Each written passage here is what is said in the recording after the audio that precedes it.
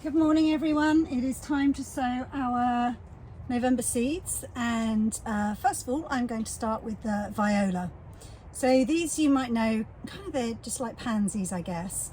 They're going to grow to about 40 centimetres tall though, so they're going to hopefully be good for cut flowers for us. That's why I've selected these ones.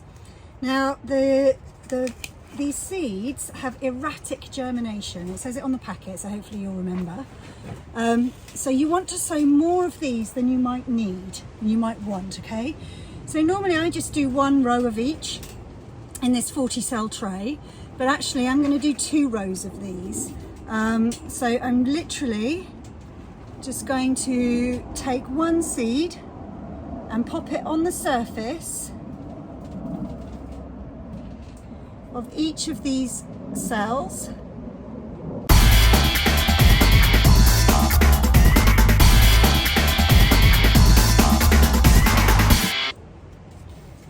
Make sure you pop the rest back into the packet if you've got any left over, because you can sow these again in the spring. Everything that we're sowing today you can sow again in the spring, and so you can keep your flowering going all the way through summer. So I'm going to keep those to one side, and with those now I've covered over in these 2, I'm just going to really lightly cover with a sprinkle of soil. They're only tiny little seeds, but they need a cover of soil to germinate. So lightly firm them in. Try not to pick them up in your fingers. And I've sowed like twice as many as I want, just because the germination can be so erratic. In goes the label. Always remember to label. So many of you I know will forget, and then you won't know what your seedlings are when they start to grow. Please excuse all the wind, my polytunnel roof keeps lifting off today. And now it's the turn of the Calendula. So these are also known as marigolds, and they are beautiful. I actually grew them only for the first time last year, and they're just breathtaking, and they carry on flowering all summer long. You can use them as cut flowers, put a couple in your garden as well, because they just keep flowering and flowering and flowering. And all I'm doing with this, I'm making a little indent so that I can place the seeds into the indent. And you'll see these are quite easy to handle, these seeds. They're one of my favourite seeds actually. They're quite cool, Calendula. And this variety that I've chosen is Touch of Red. So it has a beautiful like pale yellow with a touch of red glimmer to it. So it's beautiful. So I'm just going to drop, look at these, aren't they so cute? Just going to drop one in each hole. So these are seeds that need, oh look, I've dropped one there already, dark to germinate. So we're going to cover these ones over as well. Okay, so I'm going to pop those back in the packet.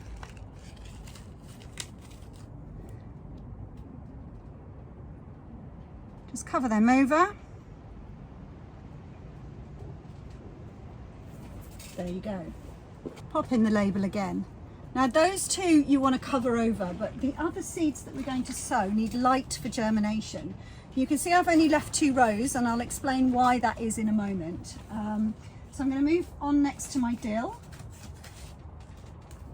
So this dill creates a beautiful, really tall plant that not only smells amazing, and you can eat it obviously because it's dill, but just makes a wonderful accompaniment to any of your bouquets. It's just like a sprig of this in a floral bouquet, just looks amazing. Now these we're just going to sprinkle onto the surface. So again, they're quite easy to handle actually, these seeds. So I'm just going to pop 1, you can pop 2, like I've put 2 there. Put 1 or 2 in each module, and what happens is if 2 of them germinate, you can just pull out the weaker plant and dispose of it if you're hard-hearted enough, or resow it somewhere else if you're too much of a wimp.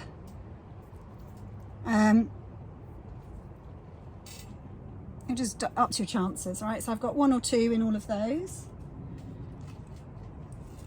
These need light for germination, so all I'm going to do is just firm it into, what you want to do is you need to make sure it's got contact with the soil.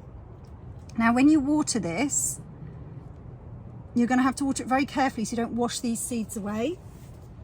But I just use a sippy cup, actually, like a sports cup, and I just literally squirt onto the surface of each cell, because we're only sowing like a little tray. We're not sowing hundreds of them, so we don't need to worry about, oh well, how am I going to water 100,000 seeds. You don't need to.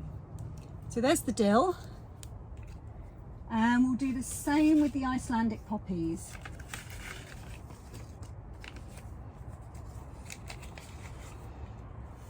So these are all, now these are really small seeds, so they're much harder to just get one or two. So you can either scoop them up with your little finger, or I am just literally going to do a tiny sprinkle on each of these cells. Now, rumour has it that poppies don't like being moved, don't like being transplanted, but I've never had a problem with them. So what I do is I wait for them to start germinating. In fact, with all of these, what we're going to do is, let me tell you now, let me just pop these back in the packet. Let's do our Snapdragons, and then I'll tell you what we're going to do with these all next. Again, these need light for germination, so I'm just going to gently, it's a good thing I sowed more than one in each cell actually, because I'm picking a few up with my fingers.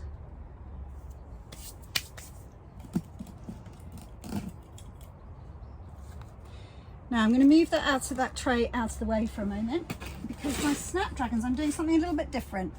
The Snapdragons take forever to germinate. They're just really slow germinators, and what you'll find is that everything else on your tray will start to come up, and these will still be stubbornly, there'll be nothing showing for, it can take like 3 weeks, even longer sometimes actually. And so what you don't want to do is hold back bringing the rest of your tray out until your Snapdragons are ready to come outside. I'll explain what I mean by that in just a moment.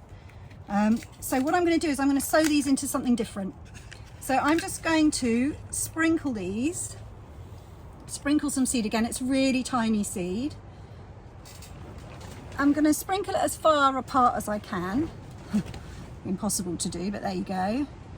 And then when these start growing, I'll show you what I'm going to do, but I'm going to prick them out and I'll pot them on separately once they get their first 2 true leaves, but I know they might take a while to germinate.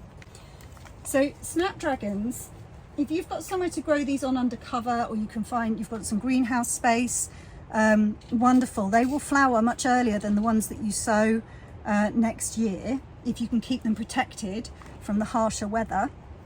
If you can't, give it a go with some of your seeds, but save some, and we'll be sowing them again in January, which is a great time. The end of January is a great time to sow Snapdragons, so that you've got flowers all summer long. So either don't sow any now and save the whole packet, but I would say, what have you got to lose by doing it this way and sowing some now? We'll start them off in the kitchen, we'll bring them out somewhere under cover, so either into a greenhouse, a zippy greenhouse, a white plastic crate. We've got lots of different ways of keeping them sheltered over the winter, or just in a sheltered spot out in your garden, and they will start to flower earlier than any that you might sow in January. So give it a go. I'm only sowing a few now because I really like sowing them in January as well. So what I'm going to do with both of these now is I will very gently water them. So like I said, I'll just get a sippy cup so that I don't wash all the seeds to the side of the trays. I'll make sure that see my compost is already quite damp. It's just come out of the bag. It's really fresh, peat-free compost, by the way, always. And so it's pretty moist already. And what we don't want to do, like I see pictures with lots of you sowing your seeds and then drenching the compost, and so mold starts growing on it, and you don't need it to be, I don't really need it to be much damper than this. I'm going to give this a tiny amount of water. Right? If your soil is looking really damp and cloggy and heavy, if it's damp, you're going to have all sorts of problems, because your seeds will rot before they even get a chance to germinate.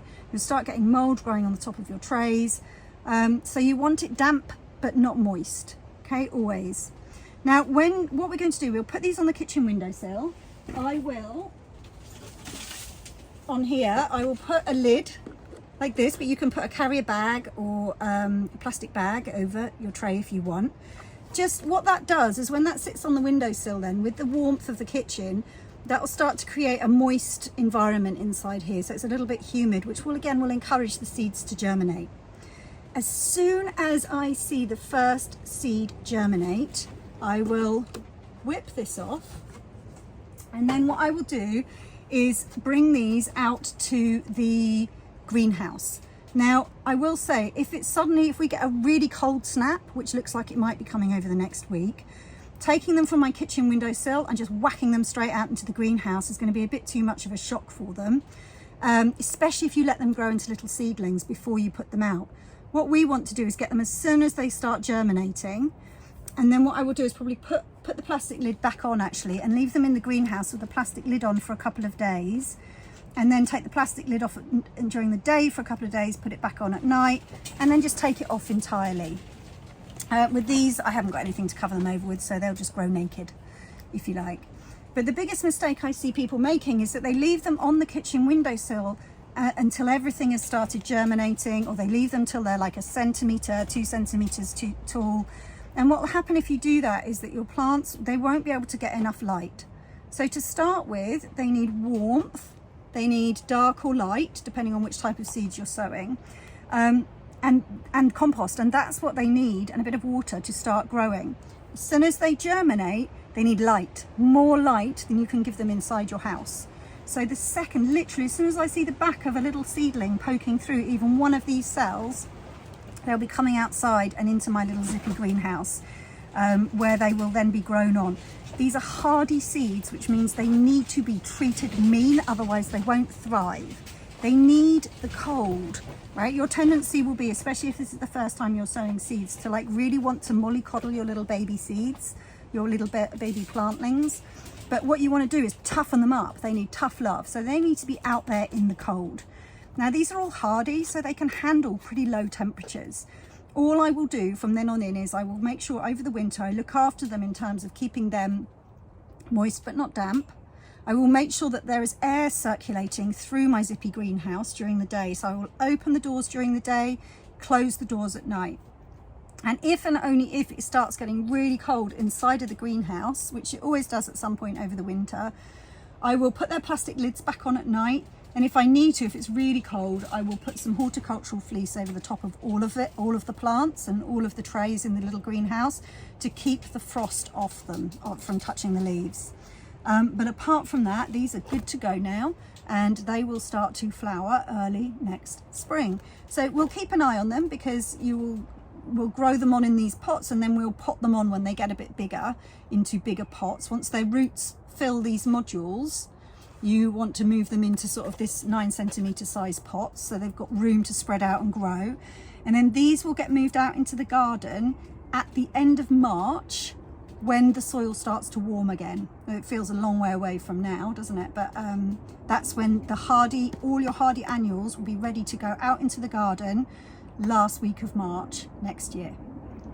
So I really hope you enjoy sowing these. We've got such a lovely mixture of foliage, colours, different types of plants, different look and fit, different shapes of plants this month.